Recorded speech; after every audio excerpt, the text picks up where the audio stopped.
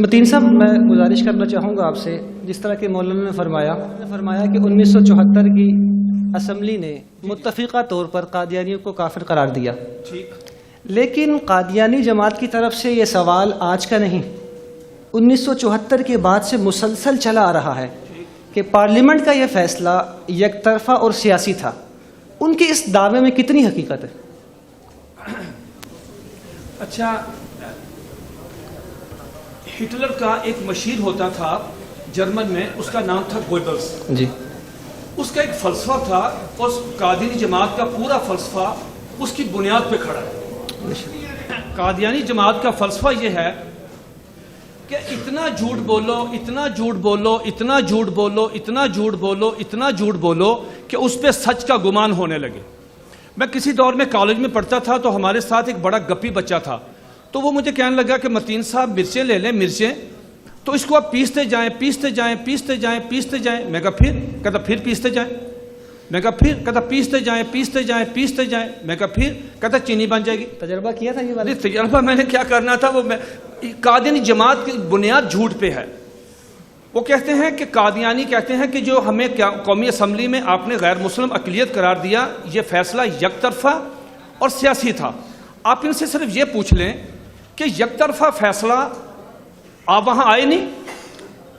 مرزا ناصر جو ہے، دیکھیں کسی بھی جمہوری ملک میں، پوری دنیا میں جمہوریت ہے، انگلینڈ ہے، امریکہ ہے، جاپان ہے، آسٹریلیا ہے، ناروے ہے، اٹلی ہے، کوئی سارے، اس میں کیا ہوتا ہے؟ اس میں یہ ہے کہ مثلا یہ پوری اسمبلی بیٹھی ہے، ہم نے ایک فیصلہ کروانا ہے کہ یہ موبائل ہے یا یہ لیپ ٹاپ ہے، تو اس کا یہ ہوگا کہ جو صاحبان کہتے ہیں کہ صاحب یہ موبائل ہے، وہ ہاتھ کھڑے کریں یا ایک سائیڈ پہ آ جائیں۔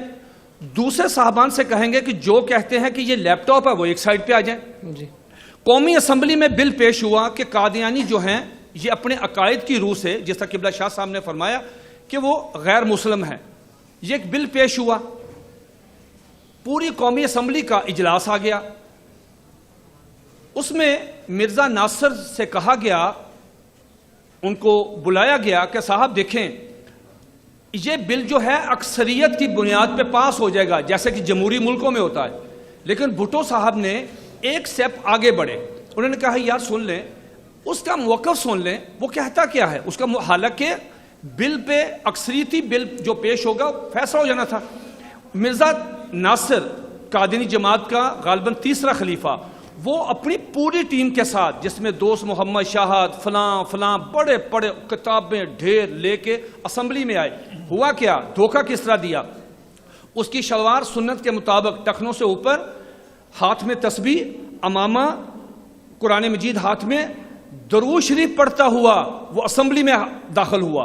بھٹو صاحب نے مولانا مفتی مامور رحمۃ اللہ کو بلایا اور ان سے کہا کہ یار یہ بندہ کافر ہے، یہ بندہ کافر ہے، اگر یہ کافر ہے تو یار پھر مسلمان کون ہے؟ مفتی صاحب نے کہا بس اب صبر کریں، 2-4 دن دیکھیں، اس کی خباثت ساری باہر آئے گی، یہ دھوکہ دے رہا ہے، یہ دھوکہ دے رہا ہے۔ اس کے بعد کیا ہوا؟ ملک کے اس کو انہوں نے آئے، ملک کے اٹارنی جنرل پاکستان یحییٰ بختیار صاحب نے ان پہ سوال و جواب کیے۔ پوری اسمبلی میں کسی ایک ممبر کو بھی اجازت نہیں تھی کہ وہ براہ راست سوال کرتا، جس نے سوال کرنا ہے وہ اٹارنی جنرل کے تھرو سوال کرتا تھا۔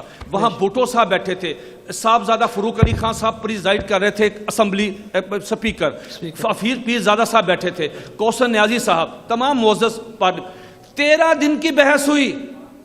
ان کو ہم نے ان کو کوئی پستول کی نوک پہ لے کے آئے کہ زبردستی آؤ بھائی، یہ تو خود آئے ہیں کہ یہ سارے مہاجر گامے ہیں، ہم وہاں ایسی گفتگو کریں گے، ایسے دلائل دیں گے، اتنا ان سے مناظرہ کریں گے، یہ تو فارغ ہو جائیں گے۔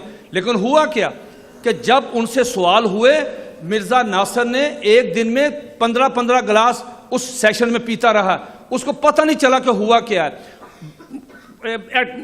دوستانہ ماحول میں 13 دن کی بحث ہوئی اور سب کچھ وہاں پہ وہ مان گئے، سب کچھ۔ یہ اب تو اسمبلی کی کاروائی آ گئی ہے، یہ کہتے تھے کہ جب اسمبلی کی کاروائی آ جائے گی آدھا پاکستان، یہ بھی کہتے تھے، یہ آن ریکارڈ ہے کہ جس دن اسمبلی کی کاروائی آ گئی، یہ ظفر اللہ خان کا غالباً انٹرویو ہے، اس نے کہا تھا کہ جس دن اسمبلی کی کاروائی پوشیدہ اس میں وہ کمرہ بند تھی، اگر وہ آ گئی آدھا پاکستان مرزئی ہو جائے گا۔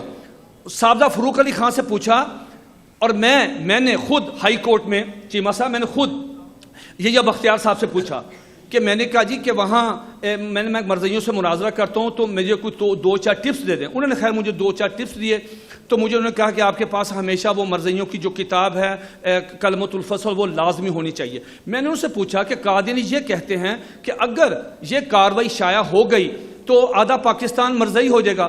خدا کی قسم انہوں نے مجھے کہا کہ متین صاحب جس دن یہ کاروائی شائع ہو گئی اور لوگوں نے پڑھ لی، ایک قادیانی پاکستان میں زندہ نہیں بچے گا۔ یہ کنفیس کر رہے ہیں کہ ہم مرزا قادیانی کو محمد رسول اللہ مانتے ہیں، یہ کنفیس کیا انہوں نے، کنفیس کیا، اعتراف کیا یہ بختیار بھٹو صاحب کی موجودگی میں کہ نبی علیہ الصلوۃ والسلام کے 3000 معجزے ہیں اور مرزا قادیانی کے 10 لاکھ ہیں۔ یہ تو انہوں نے کنفیس کیا ہے، یہ خود ہیں۔ جب انہوں نے پتہ چلا 13 دن کی بحث، اس کے بعد لاہوری جماعت اس پہ بحث ہوئی، تو جناب یک طرفہ فیصلہ تب تھا اگر ہم ان کو بلاتے نا، ان کی بات نہ سنتے، ان کے دلائل نہ سنتے، ان پہ جرا نہ ہوتی، مناظرانہ رنگ نہ ہوتا۔ یہ غلط۔ نمبر 2 سیاسی کس طرح؟ اس سے بھٹو کو کیا فائدہ؟ بھٹو صاحب کے خلاف تحریک چلی 1977 والی، اس طرح کی تحریک بھی پاکستان میں چلی نہیں، یہ سارا کریڈٹ علماء کرام کو گیا۔ بات یہ ہے سیاسی تو تب ہوتا اگر ان کی کتابوں میں کفری عقائد نہ ہوتے۔ جب ان کی کتابوں میں، جیسے قبلہ شاہ صاحب نے، ان کی روحانی خزائن میں، ان کے ملفوظات میں، ان کے مجموعہ اشتہارات میں کوئی آدمی سن نہیں سکتا، پڑھ نہیں سکتا، یہ کفری عقائد ہیں، تو قومی اسمبلی نے میرٹ پہ آ کے فیصلہ کیا اور قادیانیوں کو غیر مسلم اقلیت قرار دیا، اور قادیانی آج تک اس فیصلے کو ماننے سے انکاری ہیں۔ وہ کہتے ہیں ہم نہیں فیصلہ مانتے۔ ظاہر بات ہے جب آدمی آئین کو نہیں تسلیم کرے گا تو پاکستان میں پھر لا اینڈ آرڈر کی صورتحال پیدا ہوگی۔